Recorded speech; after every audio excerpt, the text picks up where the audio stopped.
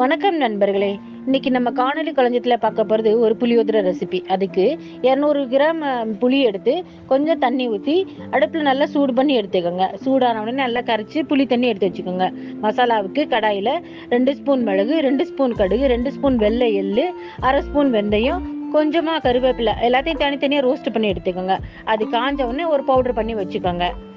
அடுப்பில் ஒரு கடாயை வச்சு அதில் எண்ணெய் தேவையான அளவு எண்ணெய் ஊற்றி கடுகு, கடலைப்பருப்பு, நெடக்கடலை, காஞ்ச மிளகாய், பெருங்காயத்தூள், கருவேப்பிலை போட்டு நல்லா அது ரோஸ்ட் ஆக விடுங்க.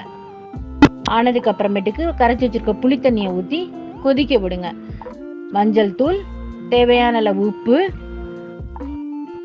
நம்ம அரைச்சி வச்சிருக்க மசாலால ஒரு 3 ஸ்பூன் மசாலா போடுங்க. ஒரு சின்ன வெல்லம் போட்டு இறக்கிடுங்க. கொஞ்சம் ரைஸ் எடுத்து தேவையான அளவு மசாலா போட்டு கலந்து எடுத்துக்கோங்க.